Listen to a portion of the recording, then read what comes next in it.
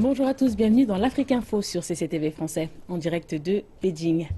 Et nous ouvrons ce journal avec les élections en Ouganda. Samedi soir, le président Museveni a fait sa première apparition dans le débat présidentiel. 7 autres candidats à la présidence se sont joints au débat qui s'est concentré sur la politique étrangère et les questions de sécurité nationale. Les 8 candidats se sont opposés lors du débat de samedi soir qui s'est tenu avant les élections du 18 février. Alors que c'était une première pour lui, Yoweri Museveni, le président actuel, a donné une prestation plus assurée. Je suis ici pour parler de l'Ouganda et pas pour parler de fiction. Si vous voulez une fiction et que vous voulez un prix Nobel de littérature, faites comme bon vous semble. Allez-y. Le débat a permis aux 8 candidats de se pencher sur des sujets tels que les affaires internationales et la paix régionale. Certains candidats partageaient la même opinion sur la question de l'appartenance de l'Ouganda à la Cour pénale internationale. L'Ouganda aurait dû se retirer de la Cour pénale internationale. L'Occident s'est servi de cette cour comme d'un outil contre les peuples africains. Ce n'est pas de la justice. Nous devrions construire notre système de justice au sein du continent africain. Ce qu'il nous faut, c'est notre propre Cour pénale. La Cour pénale internationale, ce n'est pas sérieux. Elle est partisane, elle est biaisée. L'implication de l'Ouganda en République démocratique du Congo entre 1998 et 2003 a déclenché un échange très vif. Le président Museveni et son opposant principal, Kizza Besigye, chef du groupe d'opposition, le Forum pour le changement démocratique, se sont affrontés sans faire de compromis. Lorsque nous sommes allés au Congo, nous y sommes allés sans qu'il y ait de consensus politique dans notre pays. Mais notre mission au Congo était très discutable et n'était pas entièrement destinée à résoudre les problèmes de l'Ouganda ou à bénéficier à notre pays. Et comme vous le savez, un jugement de la Cour pénale internationale pend au-dessus de nos têtes. Elle nous demande de payer 10 milliards de dollars qui vont peser sur nos épaules. Je réprouve ce que Kizza Besigye vient de dire. C'est faux. Nous sommes intervenus au Congo pour nous défendre nous-mêmes. Le Congo a accueilli des ennemis de l'Ouganda depuis longtemps. L'ensemble de Rwandozi est en paix et Besigye veut aller là-bas pour y faire campagne. Mais le plus important, c'est que personne ne peut jouer avec les sécurités de l'Ouganda tant que je suis président du pays. Le débat a peut-être été un moment décisif dans la dernière ligne droite de la campagne présidentielle. Les électeurs ont pu percevoir les différences de position des candidats en termes de sécurité, de questions régionales et de commerce international. Toutefois, nombreux sont ceux qui pensent que les questions sociales auraient dû se trouver en tête de l'ordre du jour. Qu'entend-on par politique étrangère lorsque les questions qui concernent les citoyens lambda ne sont pas abordées, comme celle de la sécurité des Ougandais au Sud-Soudan? C'est à ce niveau-là qu'on a perçu un fossé. Les questions de genre n'ont pas vraiment été abordées lors de cette campagne. Ce sont des sujets sur lesquels nous avons débattu, mais il me semble qu'il y a encore de la place pour progresser. Les Ougandais prendront le chemin des urnes jeudi. Et alors que les candidats à l'élection semblent avoir fait leur déclaration finale, les électeurs pourraient quant à eux avoir besoin d'encore quelques jours pour se décider. La mission électorale de la communauté est-africaine a déployé des observateurs en Ouganda pour les élections présidentielles de cette semaine. L'Afrique de l'Est se dirige vers une période électorale qui promet d'être tendue. Les Ougandais sont appelés aux urnes le 18 février. La communauté est-africaine est en charge d'observer le scrutin. 17 équipes d'observateurs de l'Assemblée législative est-africaine, des activistes des droits de l'homme et des représentants de la société civile ont été envoyés dans les différentes régions de l'Ouganda pour observer le processus électoral. L'équipe est dirigée par l'ancien président tanzanien Ali Hassan Mwinyi. Le processus électoral en Ouganda va se dérouler de façon impartiale et objective, et selon les régulations et les principes stipulés, ainsi que les normes légales gouvernant le code de conduite des élections.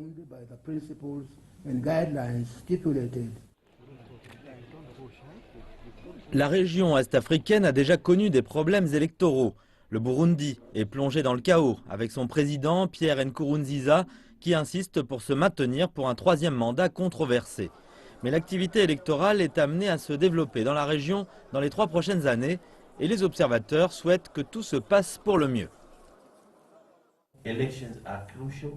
Les élections sont cruciales, vitales, elles sont importantes et centrales pour le développement de toute nation.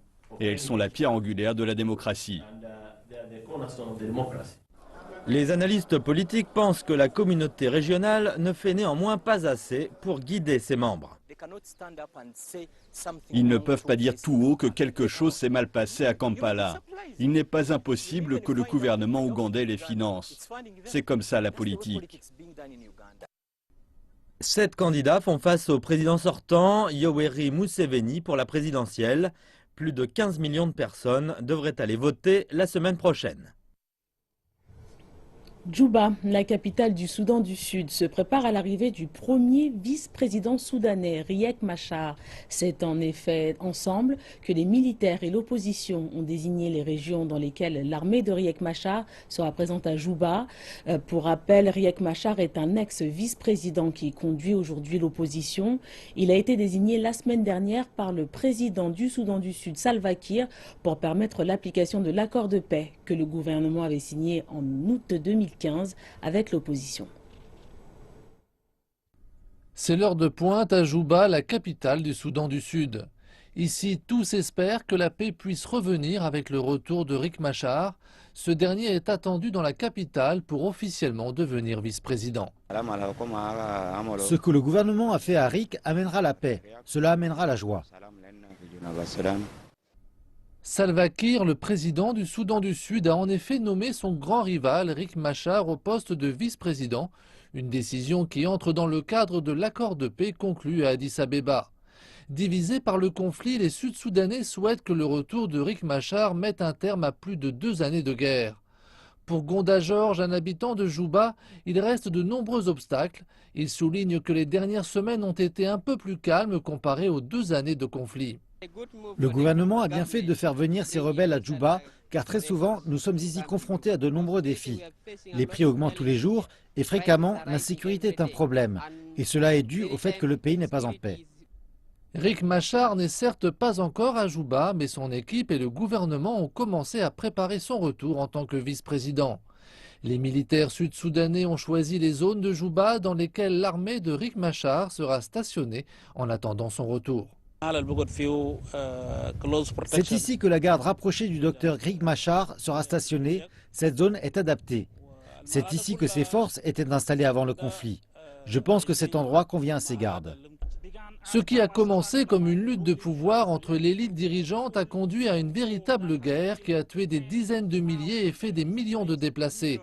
Les Sud-Soudanais ont toutefois bon espoir que le retour de Riek Machar annoncera clairement au pays que la guerre est finie. Lors de la conférence sur la sécurité organisée en Allemagne, à Munich, les pourparlers se sont concentrés sur la menace posée par les militants du groupe État islamique avec des inquiétudes croissantes liées à la Libye. L'envoyé spécial des Nations Unies dans le pays s'est montré confiant quant à la formation d'un gouvernement d'unité nationale, bien que les délégués s'inquiètent du manque de progrès. Comprenant près de 6000 combattants en Libye, le groupe État islamique s'est engagé à mener davantage d'attaques. Et pour les délégués présents ici à Munich, il s'agit d'une crise qui ne peut pas être ignorée. Chaque heure, chaque jour qui passe, le processus politique est retardé. Il n'arrive pas avec un gouvernement qui soit suffisamment efficace pour répondre aux problèmes sécuritaires. Chaque journée perdue est un jour de gagné pour le groupe État islamique. Le groupe État islamique s'est servi de la crise politique dans le pays pour gagner davantage de terrain. Et les délégués indiquent que la campagne aérienne menée en Syrie et en Irak pourrait aller jusqu'en Libye. Et compte tenu de ce qui s'est passé la dernière fois, c'est là une inquiétude particulière pour de nombreux députés européens. Et parmi les opposants à de possibles frappes aériennes, l'ancien chef des Nations Unies, Kofi Annan. Il ne s'agit pas spécifiquement d'un problème musulman. Une enquête de la Banque mondiale datant de 2011 a montré que 40% de ceux ayant rejoint les mouvements rebelles déclarent être motivés par le manque d'emploi. Et avec ces faits à l'esprit, il est évident qu'une autre guerre contre le terrorisme, cette fois en Afrique, n'a pas plus de chances de réussite que la précédente. Beaucoup voient le fait que l'Afrique n'a pas été le principal sujet des discussions comme un élément positif, un signe que le continent surmonte certaines de ses difficultés passées. Mais il y a également de véritables inquiétudes que la Libye et ses voisins pourraient constituer un terrain fertile pour le groupe État islamique. Et l'action urgente est nécessaire pour éviter cela. L'ancien Premier ministre libyen, qui est maintenant président de l'Assemblée constituante, invite tous les partis à participer au processus de rédaction d'une nouvelle constitution. Ali Tarouni estime que le vide politique créé par cette situation menace la stabilité du pays.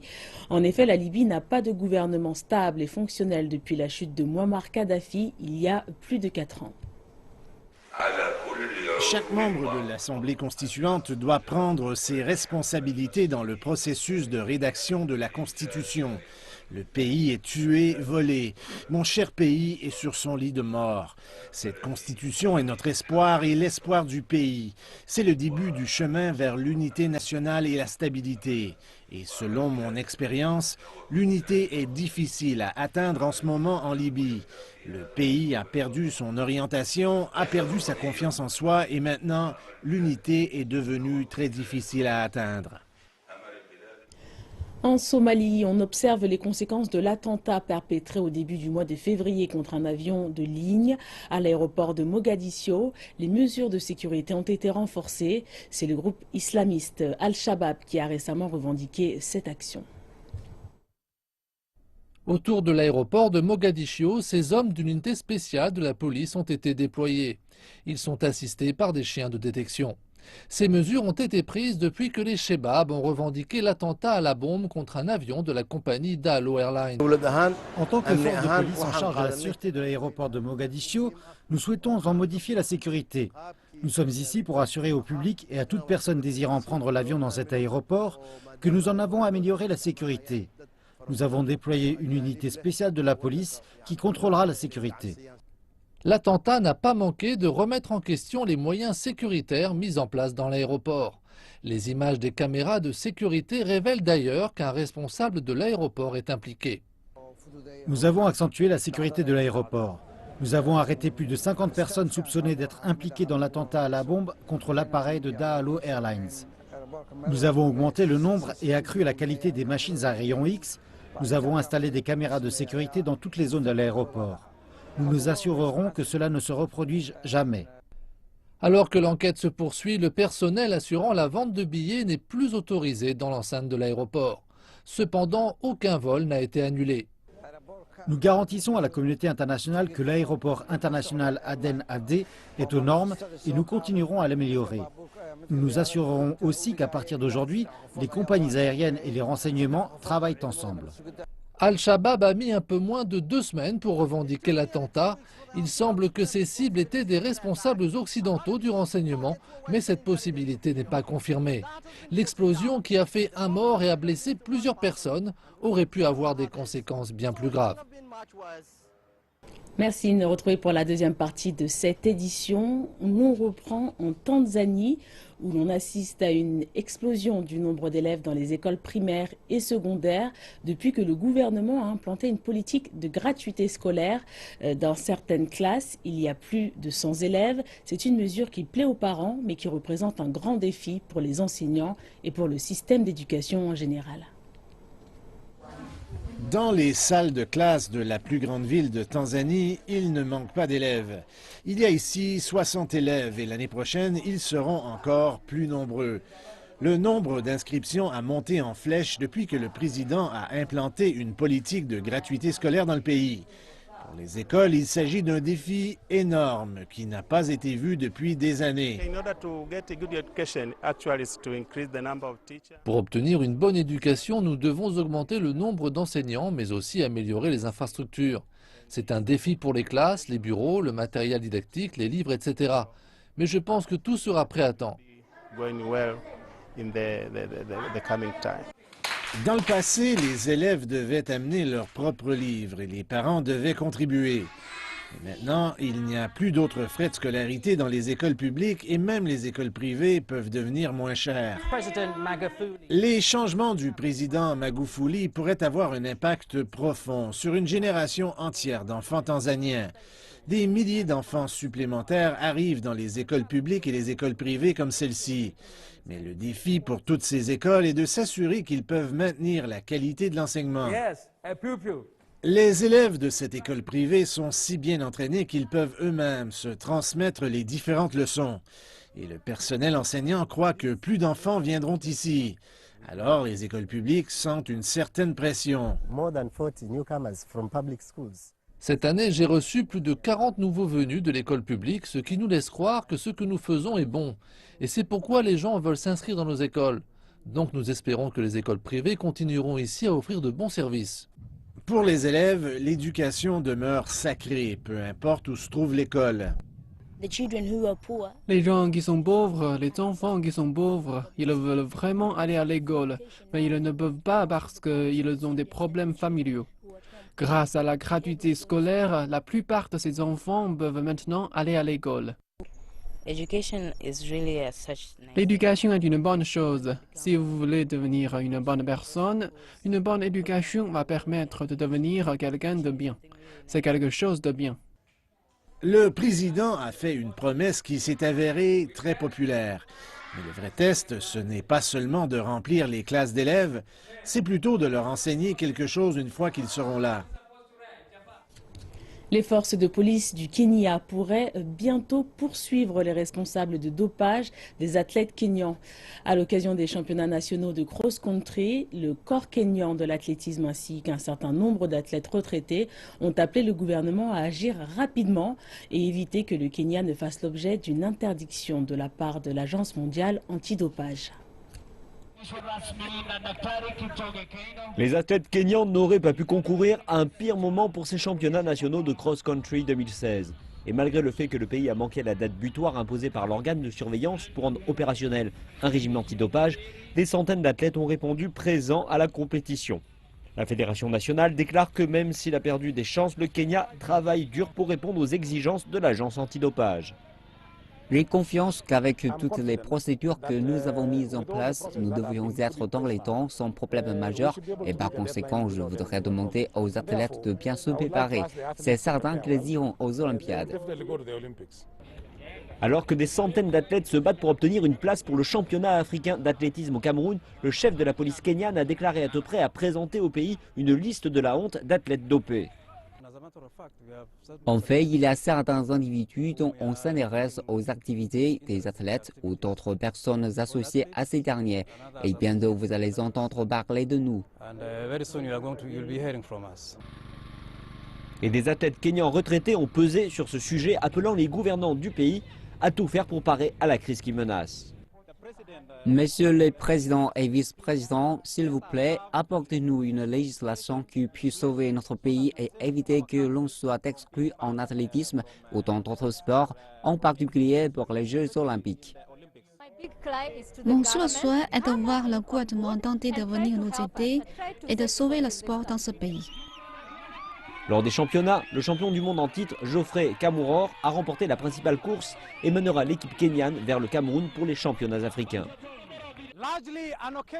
Étant largement une occasion de présenter les talents nationaux, les championnats nationaux de cross-country au Kenya se sont cette année fait plus discrets, peut-être le reflet de la situation dans laquelle se trouve actuellement le pays, qui pourrait être déclaré non conforme par l'Agence mondiale antidopage pour n'avoir pas respecté la date butoir. La banlieue de Malika à Dakar abrite la plus grande décharge publique du Sénégal. La décharge de Mbeubeus est une mine d'or pour de nombreuses personnes qui dépendent de ce site pour trouver ce dont ils ont besoin. Toutefois, les populations qui vivent près des lieux tolèrent de moins en moins sa saleté et demandent sa fermeture. La décharge de Mbeubeus à Dakar est peut-être un bien pour certains, mais c'est une malédiction pour d'autres. Couvrant une superficie de 70 hectares et recevant 1300 tonnes d'ordures par jour, Mbeubeus est une terre d'opportunités. Des milliers de personnes viennent y récupérer et recycler les déchets. Des hommes, des femmes et des enfants viennent ici tous les jours pour trier le plastique, le métal et autres matériaux à récupérer. Malik Diallo vient ici depuis 30 ans. Cette longévité lui doit désormais de diriger l'association des recycleurs. Il y a quelqu'un qui disait que rien ne se perd, tout se transforme. On attend jusqu'à les voitures déversent les ordures. Alors on fait le triage sur place pour pouvoir gagner quelque chose. Soit qu'avec les sachets, on peut gagner sur les sachets, on peut gagner sur les ferrailles, le chrome, l'acier et tout ça. Cet endroit est source de revenus pour beaucoup. Les statistiques récentes montrent que le site génère environ 7 millions de francs CFA par an. Toutefois, les facteurs de santé et l'exposition nocive au zinc et au fer sont autant de raisons d'inquiétude pour les gens de Malika. Nous sommes fatigués. Ici, tout le monde est malade. Les autorités de la santé sont même venues pour nous expliquer qu'il ne fallait pas boire l'eau du robinet. Avant de boire, il faut javeliser l'eau à cause de tous les déchets présents. Tout ce que nous demandons, c'est de relocaliser Mbebes. On n'en peut plus de la fumée, de la poussière. Nos enfants sont malades. Ils ont la diarrhée et souffrent d'asthme. On sait bien que la fumée et l'asthme ne vont pas ensemble. Le Sénégal a scellé un partenariat avec la Banque mondiale pour trouver une alternative à la décharge de Mbebes et y implanter une usine de biogaz. Mbebes, des analyses que nous avons faites confirment à suffisance que c'est une bombe écologique. Aujourd'hui, vous le voyez à travers les images, il y a des feux spontanés, mais il y a aussi des feux provoqués, ce qui naturellement pollue l'atmosphère parce qu'il y a dégagement de gaz à effet de serre. Depuis 2007, quand même, l'État du Sénégal, face quand même à ce désastre environnemental, a voulu quand même prendre ses responsabilités et engager un processus qui va permettre quand même de mitiger tous les impacts environnementaux et les impacts sociaux négatifs. Le gouvernement n'entend toujours pas les appels à la relocalisation, mais la recherche d'une solution se poursuit. Et l'on poursuit avec une preuve éclatante du pouvoir de la bouteille de vin. Une vente aux enchères se déroule actuellement au Cap, en Afrique du Sud, et a déjà recueilli des milliers de dollars pour des œuvres caritatives. Contribuer de manière substantielle à l'amélioration des conditions de vie des jeunes défavorisés vivant dans la zone, les produits de la vente aux enchères du Cap seront entièrement reversés à des œuvres de bienfaisance. Durant les 3 premières heures des enchères de 2015, près de 450 000 dollars ont été recueillis. L'industrie du vin a toujours passionné, mais n'a rien accompli de significatif. Aujourd'hui, nous sommes témoins d'une collaboration de l'industrie dans le but de faire quelque chose qui nous tient à cœur.